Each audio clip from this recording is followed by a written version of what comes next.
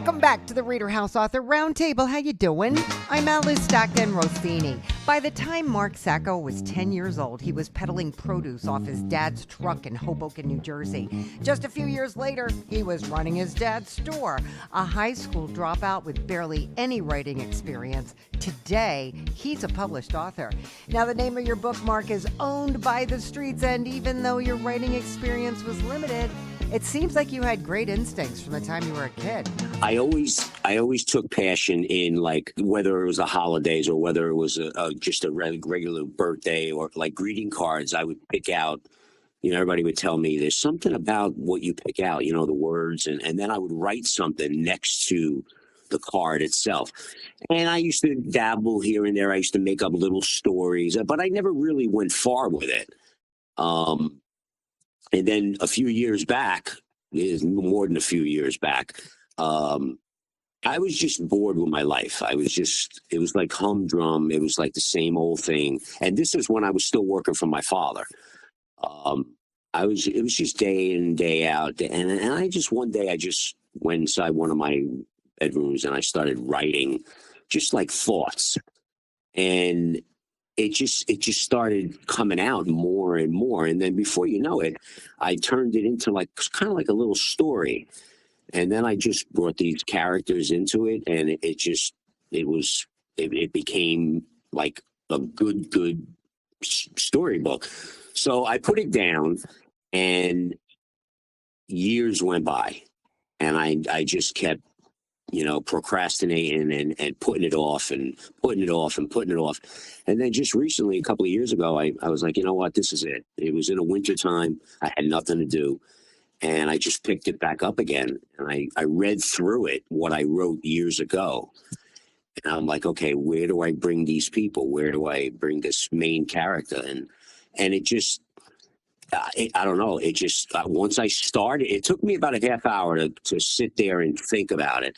But once I started, that was it. Every night for about an hour and a half, 2 hours, I would write certain pages and then just during the day, I would come up with different ideas in my head. And then at night, I would just put them down on paper. And then it just kept going. And before you know it, I was doing research on how many words is like a professional novel. And it stated that it was anywhere between 60 and 80,000 words. So I was up to like 65, 70,000 words. And I had so much more to write. So I says, I got to start gearing towards an ending to this, but I think there's a sequel to this. And sure enough, I ended it the way I ended it. And now I'm just getting ready to start book 2. Is any of this based on any real life experience? Yes. Some of it is. I wouldn't even give a percentage on it. I would just say some of it, meaning like the experience Frank had with his father when he worked for his father.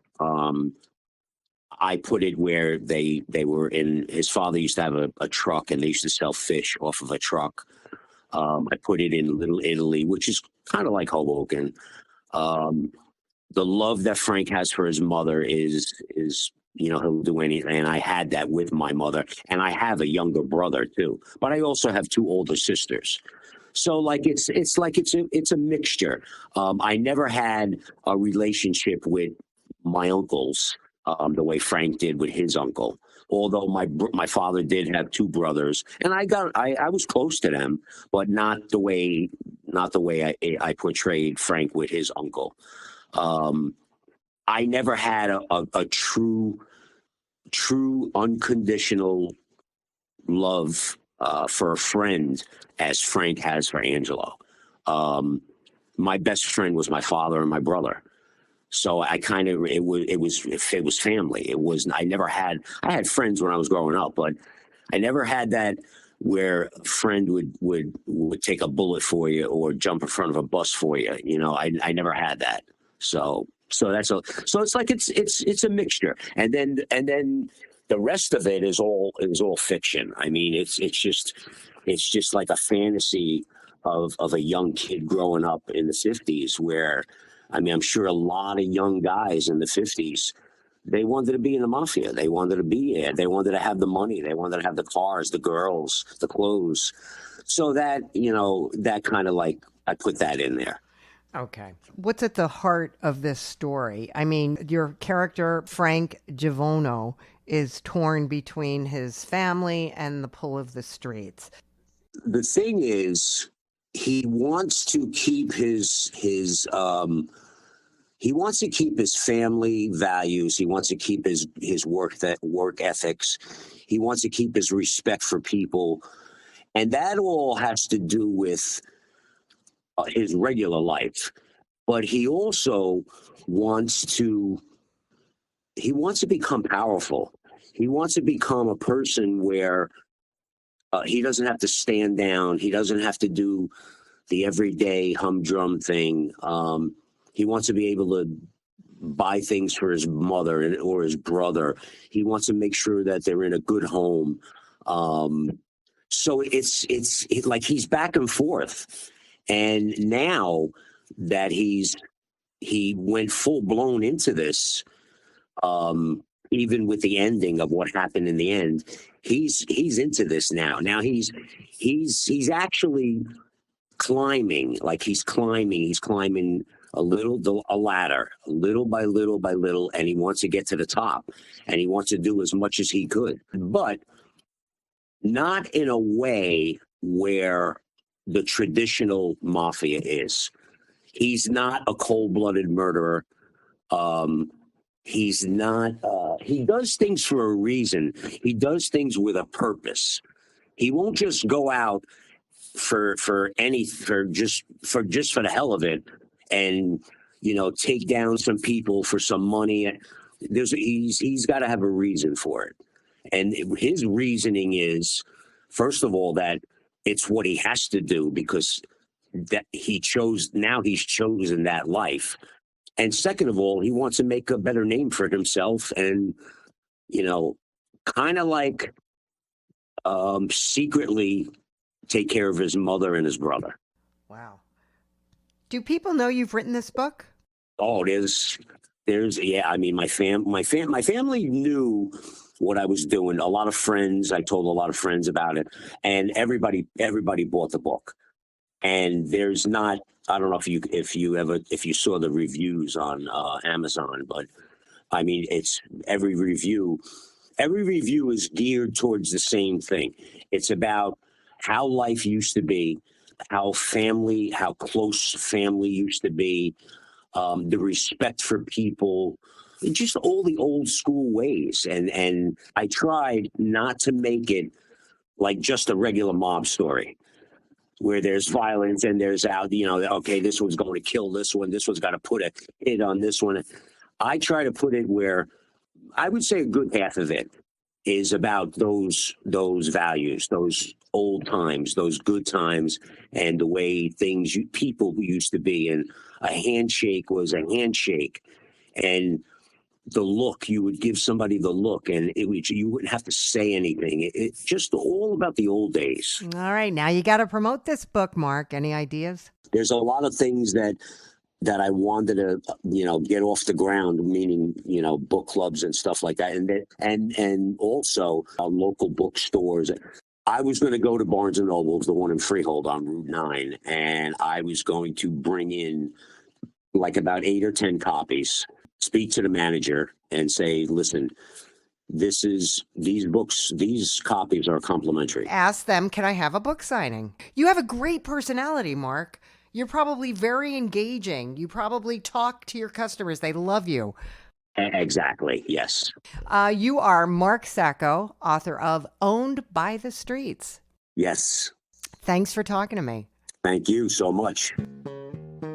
A pastor, author, and single mother of 4, Christi Patrice wrote her book, I Am and I Will, an interactive guide to restoring your inner self while trying to keep her spirits up after she was seriously injured in a car accident. Christi, what happened? I had a bad car accident about 5 years ago that resulted in me being temporarily paralyzed. Oh, geez. How long were you paralyzed?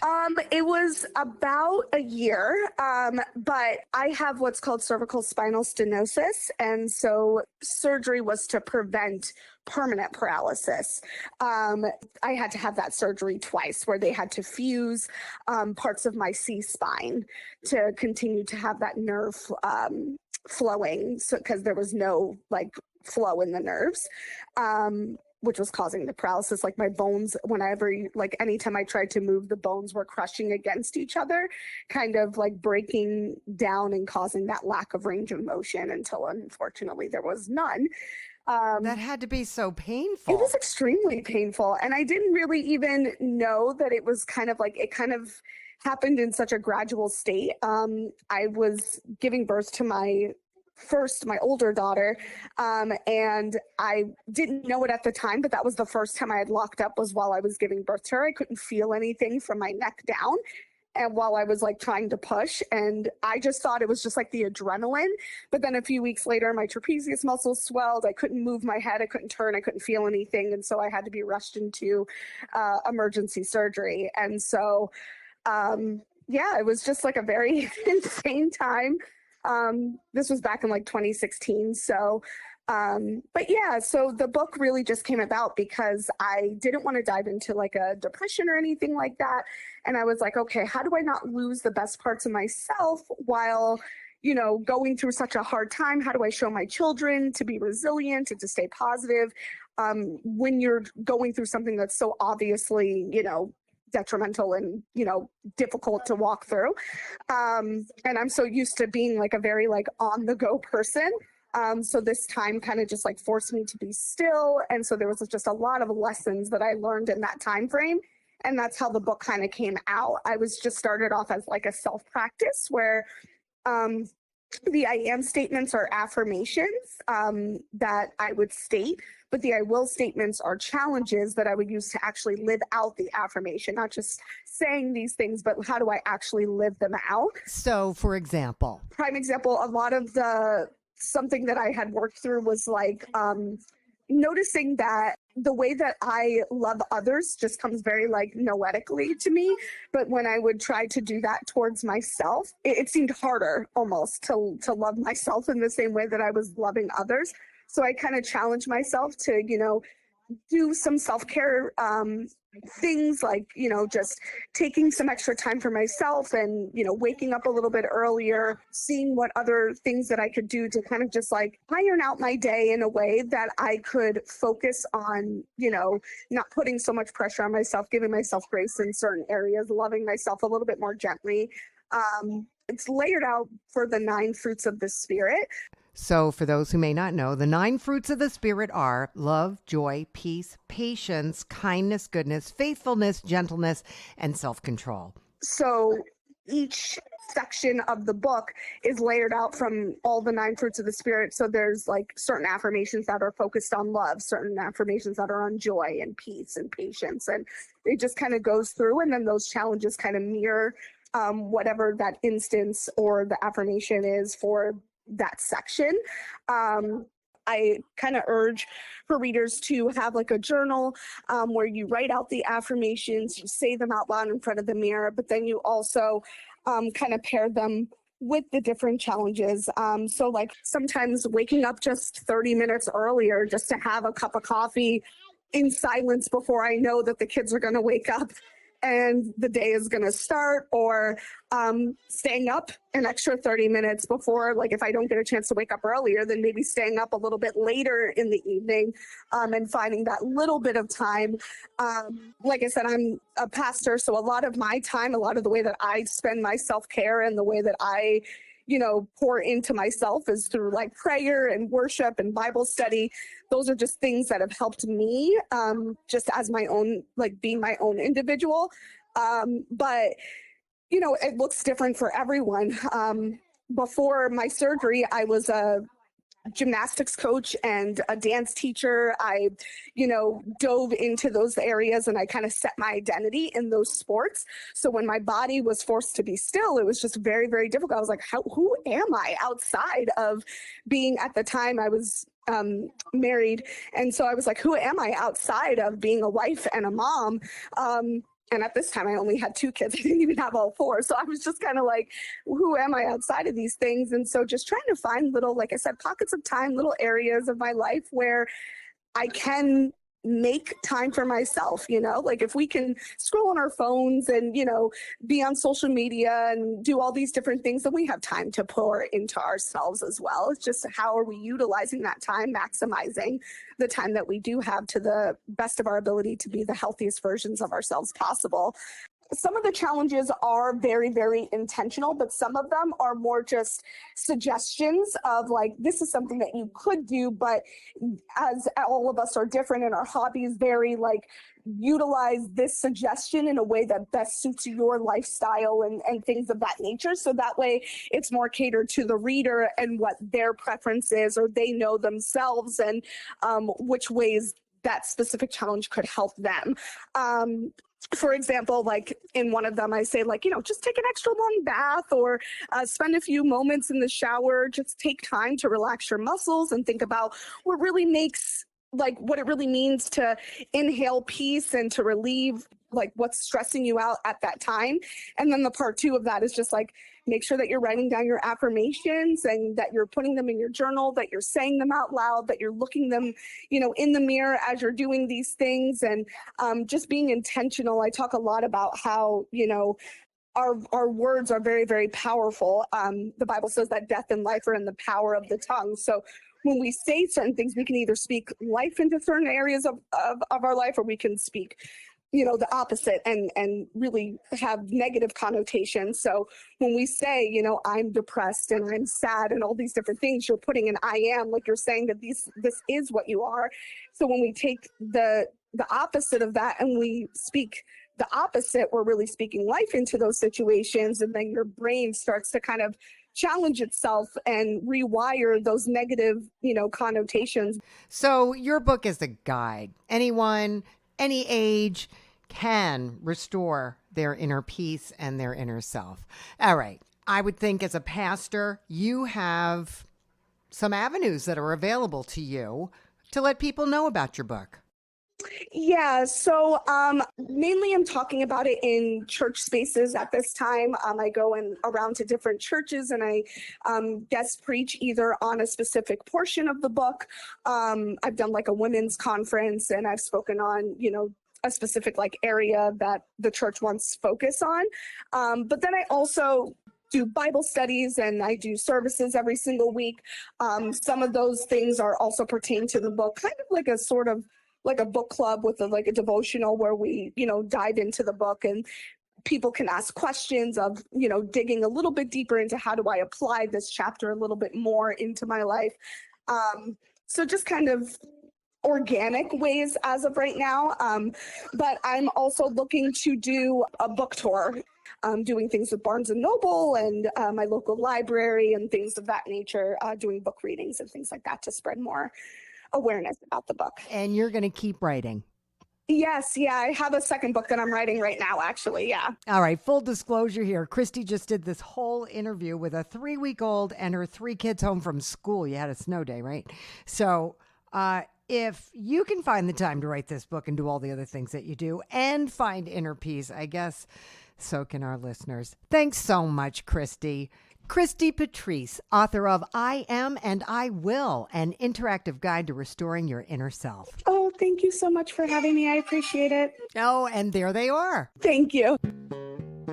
About 4 years ago, Jeremy Mason started writing a short story that wound up becoming a series entitled Shadow Dragon's Motorcycle Club Saga. Now, today we're going to talk about your first book. It is entitled Ritual and Revolution. And it's been a long time coming, huh? I always wanted to tell my story. I always wanted to publish. From the time I was younger, I wanted to eventually publish a novel. And then after I got done writing for 3.5 years, I was like, I want to get this out there. I want other people to read my story. I'm curious, why did you choose the name Freud for your lead character? Freud is based off... The club members take a club name based off of their powers, what they can do with their, like There's a club member named Geller who is based off of, or who a telekinetic, who used Uri Geller as the guy that bent spoons with his mind as his motivation. Bradbury is a pyrokinetic. He can light fires with his mind. Is Ray Bradbury. So all of my characters have a name based off of somebody that's written about what they do. Freud is an empath, so Sigmund Freud was, one of the first well-acknowledged psychologists, Okay. psychiatrists. Yeah, Were you a big sci-fi fan? always. Yeah. I've grown up a sci-fi fan. All right. So it's another job for the club, another assignment for the MC's enforcer, and that's Freud, who rolls into Gallup, New Mexico. And it should have been a routine investigation for the shadow dragons, but there's something else going on here. So the club uses their paranormal abilities to investigate paranormal, like paranormal things like ritual killings, things like that, as well as crime, because a lot of them have law enforcement backgrounds. They kind of do like private investigations, though sometimes they coordinate with local authorities. And what wound up happening is they come in and they find out that these killings that are taking place are actually part of a ritual basically intended on bringing about the end of the world. Okay. This book gets to the end of the ritual and them realizing just what they've stepped in. They discover that these ritual killings have a purpose, that there's a group behind it, and they finally discover the source of the problem, which is something paranormal. Do you go out and talk about what you've written? Yeah, I'm doing a lot of TikToks introducing my characters, the basic premise behind the story, though I'm not revealing all the deepest parts of it yet. How are those TikToks working out for you? I'm getting some views. When I was never into TikTok. When it started, I had a few views, but my last couple have been starting to branch into the 600-700 views at a time. People are following me and interacting with me now. Okay. See, now I'm a live action role player, and as a live action role player, I have a lot of. I play a game that has 100+ fellow players at a time. And so what happens is, as I talk among them, I talk on various different sites, but I'm just kind of learning the hang of using social media as a marketing thing.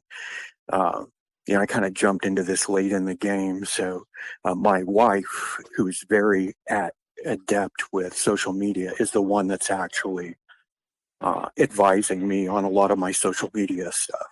Okay. Matter of fact, I chatted with them during the write-in process. Just talk to them about various things. So they know I'm a huge fan of Sons of Anarchy. Okay. Huge fan of Supernatural. Those two shows really kind of shaped the direction that I went. Okay. All right, Jeremy. You are Jeremy Mason, author of Ritual and Revelation, the first book in the Shadow Dragons Motorcycle Club saga. Yes, ma'am. Thank you. Thank you.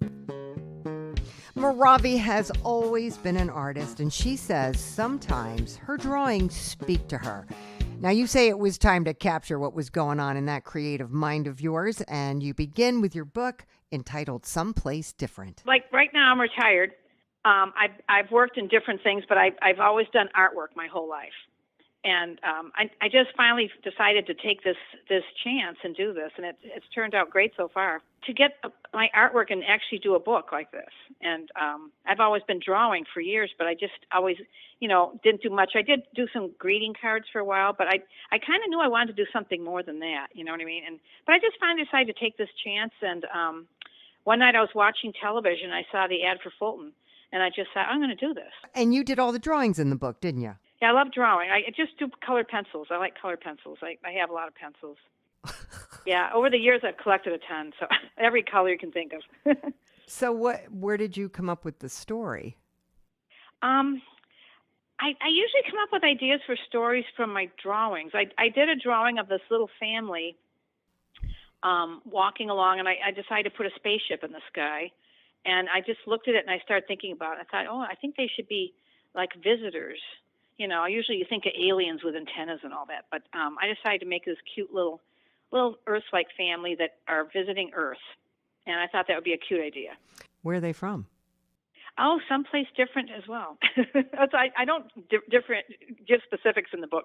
I say that they go home to some place with a view, is how I put it. And they look at the sky at the end of the story. They're looking out and they're seeing the blue earth in the sky. So I want children to think about that. My goodness, there could be people there, you know. Do your characters have names? No, that's another thing I did a little differently. I just call them simply mother, father, and daughter. How does the book start? Well, it starts out where they're in a hurry. They've just landed, and they're in a hurry, and they want to get going and checking out this. It's like their vacation, you know. And they want to get going, and they have a little car there. It doesn't say how they got the car, but they have a little car. Maybe they rented it. Who knows? You know, found it. Who knows? But they're driving along. So it starts out where they've just landed, and they're obviously in a hurry because they have so much to see. You know, there's so much to see on the earth. And so it kind of gives a different viewpoint for children to look at, too, I think, about how they would see the earth. What do they see? Oh, lots of different things. They see flamingos at one point, the beauty of sailing on the water, riding on an elephant, flying a kite, different things that they're trying out. And it's for them, of course, it's fascinatingly different. And I think for children, of course, I keep it simple. I think children would enjoy seeing one scene where they camp out, too. They camp out near the pyramids and have a hot meal. So it's just kind of a simple little thing where they're walking along and, you know, going and seeing everything there is to see on Earth. Not everything, but, you know, certain sites. Do they encounter any humans? No, that's another part I decided not to do. I didn't want to do that, take me to your leader. I just had them experiencing Earth like another place to go on a vacation. I don't show any other people in the picture. Oh, yeah, and like small figures in the distance, but they're generally just focusing on what they're doing and what they're discovering. At the first line of the book is they're in a big hurry, only passing through on their way to someplace different to discover something new. So I kind of wanted to put that idea out there. They're looking to discover new things. Do they stay or do they go back? No, they go back. The father says at one point, we have to go. There's a lot to see in the universe is basically what he says. And then at one point in the book, it explains that they get homesick, basically, and they're weary, and they go back to their home. And the last scene is their home. And I thought that would be cute to do a follow-up book, perhaps, where you see their home. Do you think you might do that? Yeah, I think I would. I've already started thinking about it. I'm working on another book, too, that I have another idea for another book, too. But I've been thinking about someplace different because I've always loved these little characters. They don't have names. But I think they're very cute, and it's just a cute little family. The little dog too. Maybe they found him along the way, you know. Where did these characters come from? This was funny. It was only later, after I'd drawn them, that I looked at them and I thought, you know, and I was talking about this with my siblings. I said, that looks like Dad. Our dad was born in Peru and came to America. I met my mom at college, and she was Irish. They both passed away. She was Irish, and then I said, you know, when I was little, I wore a ponytail a lot. And I said, God, that's me, Mom, and Dad. I just thought about that, and I said, it's them. And I hadn't thought about it when I drew it. It's them, except they live on another planet.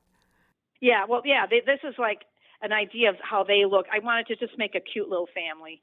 And even in my dedication, I basically dedicated it to mother and father from daughter, just like the book shows. But, I mean, I thought about that. That really makes me think of my parents, even though my mom's hair wasn't as red. She did have auburn hair. But, I mean, of course, I made the mother's hair more orangey to really stand out. But the little girl looks a lot like I did when I was little, with the ponytail, brown hair. And my dad had dark hair and sometimes had a mustache, but not all the time. Yeah. But, yeah, he was always carrying his briefcase because he was, you know, in business. And I remember thinking, oh, there's Dad with his briefcase. So I thought about it later. I said, that's like Dad, Mom, and me. It's very strange. Although I didn't have a puppy, though.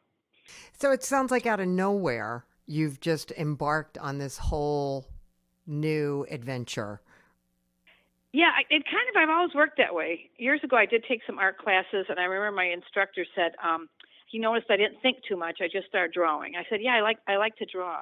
And I think I've kind of kept that kind of the way I was when I was little. My mom would give me crayons and I just start drawing. So I think I just kind of got the idea from the drawing itself. So I made the little story. And it's simple. It's for children, you know. I just felt that I had to have this alien family that looked humanoid, though, because so many people always draw them, you know, with very different looking. But I thought I wanted to do that. Right. And then right. I thought it would be fun to show their planet in another book. That would be cute. Yeah. Yeah, because, I mean, I would think you'd be curious about where they lived or where they came from once you read this book. Oh, yes. The last drawing has a little picture of them on their planet. And so it just shows their home from the outside and some unusual trees or tree-like growths. And they're looking up at the stars. And I thought, well, that would be a good place to start in the next book. Have you read it to any little kids? Yes. Little children seem to be fascinated with the idea of them cooking out and you know, looking at things and things that they like, too. Like several little children I know have liked the camping out scene. Yeah. And some kids have liked basically just asking questions about, well, you know, who are they? And I always just say they're mother, father, and daughter. I don't have a name. Maybe in the second book they would have a name. We could get to that if I thought about it. Right. How are you finding children to read this to? Well, I don't have children of my own, but I do have nephews and nieces. So that's been really great. Do you have any local schools where you could read to them? Yeah, I've thought about contacting, or the library in our village has little events and things too, and I've been thinking about approaching the library. I always go there. I like to go to libraries and look at books and that. And they're going to be building a new facility, a really big library in the village. They're going to do something new very soon, and I thought maybe I'd go to that. But yeah, I thought about that. That would be a great place for you to start, because I'm sure they have summer reading programs. Yeah, they're going to have all kinds of events staged with this new, bigger library they're building. The old library is really nice. It's a really old building, but the new one is going to have a cafe and everything, so it's going to be really nice. So it sounds like you're on your way. Oh, I hope so. It seems to be a good start. Yeah. Where'd you get this name, Maravi? That's my last name. I actually didn't want to have my first name on the cover, only because it looked visually crowded when I had it there. So I said, maybe I'll just do my last name, Maravi. That's my father's Spanish, from Peru. And so inside the book, my full name is on the title page. But I just kind of thought it was visually crowded when I had. And they did such a good job at Fulton, too. I thought the design of the back cover and everything, just such a great job. Good to hear. It's a fun feeling. It's something when you first see your video trailer too, it's exciting. Yeah, when you get that book in the mail. Oh yes, that was a big day. All right, you are Maravi, author of Someplace Different. Oh, thank you so much. It was great. Thank you. C. Truett Baker is an inspiration to everyone who knows him, a retired minister and social worker at the age of 91. Reading and writing books is his life. Today we are talking about a chuckle or two and a few lessons too, an anthology of wise and humorous words. You've been writing a long time, haven't you? I probably became a serious writer when I retired in 1999. I've written 7 books. Tell me about a chuckle or two and a few lessons too, an anthology of wise and humorous words. Well, that's a result of 30 years of collecting information that I thought was relevant and deserved to be kept. And so in 1999, when I retired, I started putting these articles together with my own articles. 8 or 10 of the articles are my own. The rest of them are collected articles from sources in the past that have been very valuable. It's divided into different sections. One section is about humor. Another section is about faith. Another section is about government, and so on. Can you share a favorite story with me that you wrote? Okay. I know you don't want to hear a long article. I'll just read you a poem that was based on the children's song, Jesus Loves Me. And this was Julie Andrews made a changed the verses, and here's what she wrote. Jesus loves me, this I know, though my hair is white as snow. Though my sight is growing dim, still he bids me trust in him. Yes, Jesus loves me. Yes, Jesus loves me. Yes, Jesus loves me, for the Bible tells me so. Though my steps are oh so slow, with my hand in his I'll go. On through life, let come what may, he'll be there to lead the way. And I won't read any more. That's just the gist of one of the humorous sections of the book. That's great. You've written 7 books. Yes, ma'am, that's right. What's the next book coming out? Well, it's being published as I speak. It's called more than a roof over their head, and it's a statement about how our society has treated dependent and neglected children from the time of the almshouse until the present day, which is home-based services or family preservation. So we have moved from the time of taking dependent children and putting them in orphanages or almshouses. We've changed from that to the period of time when we try to strengthen the family so that the children don't have to be removed. That's a tall order, as they say. Yes, it is. So you're enjoying your time with Fulton? Yes, we've had a good experience.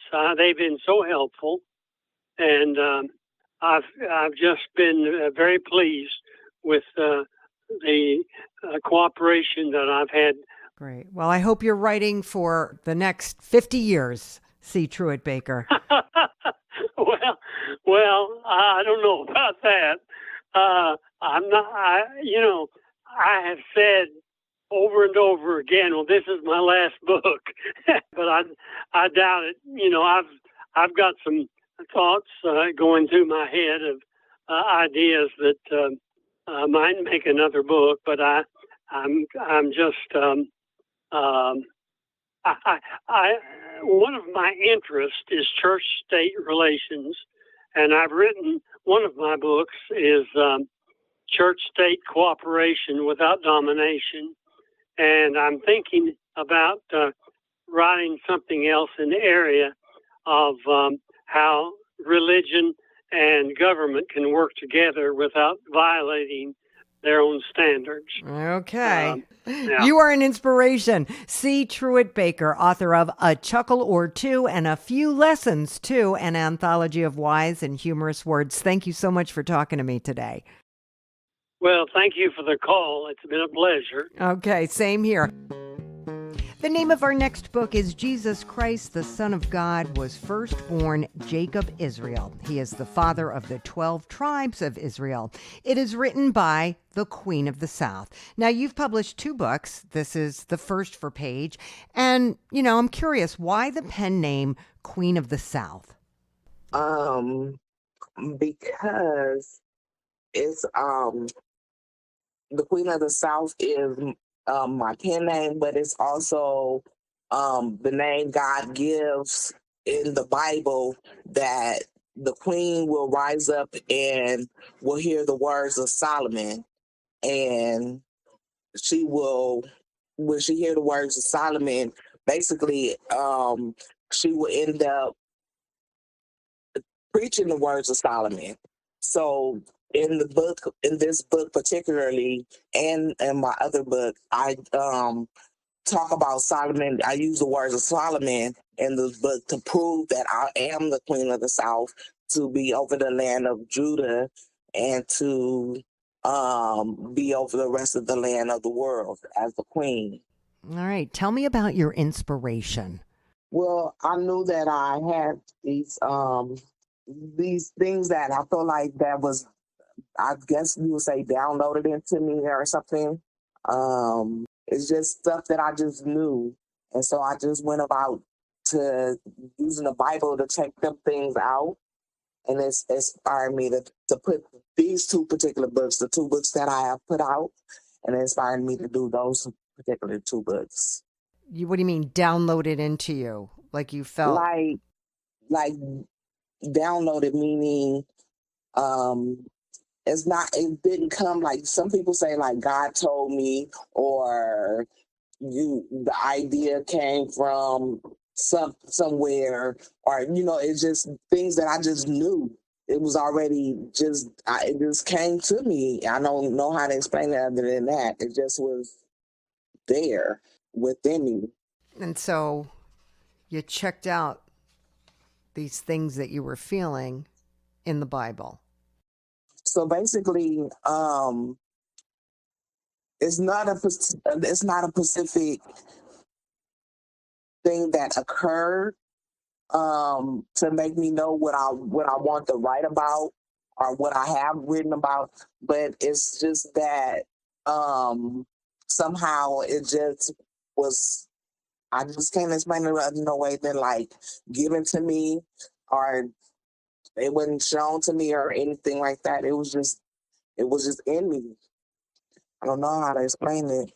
Well, you ended up writing a book called Jesus Christ, the Son of God, was firstborn Jacob Israel. He is the father of the 12 tribes of Israel.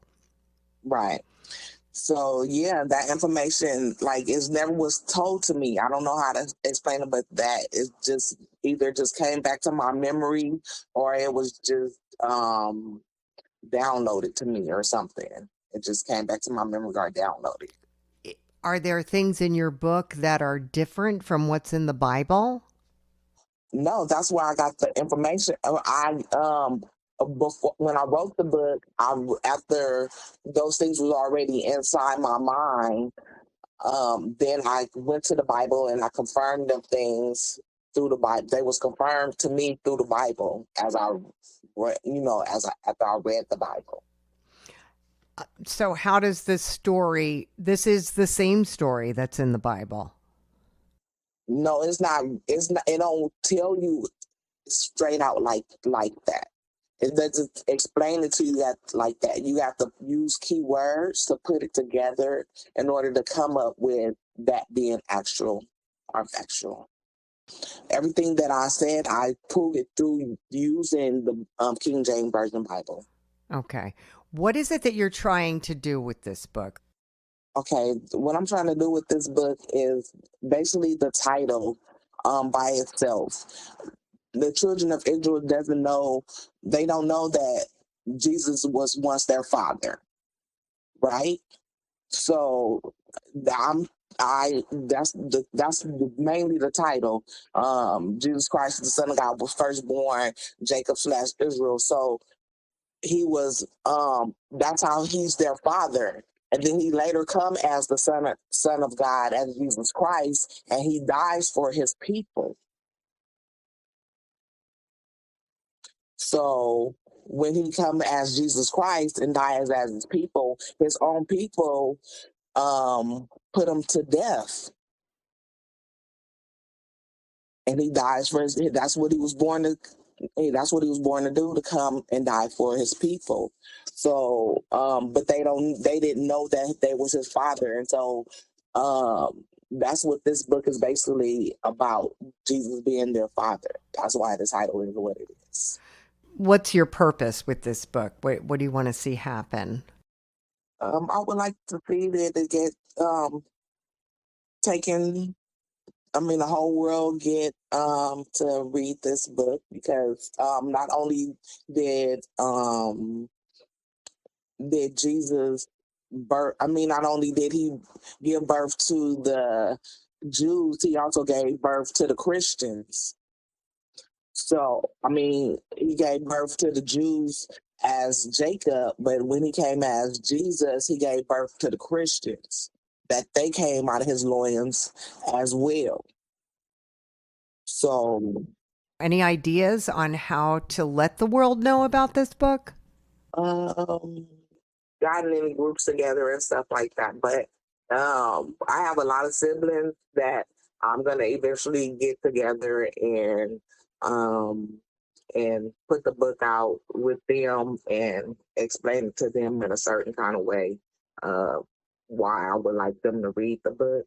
All right. It's a start. You are the Queen of the South, author of Jesus Christ, the Son of God, was firstborn Jacob Israel. He is the father of the 12 tribes of Israel. Thank you so much for talking to me. Okay, thank you.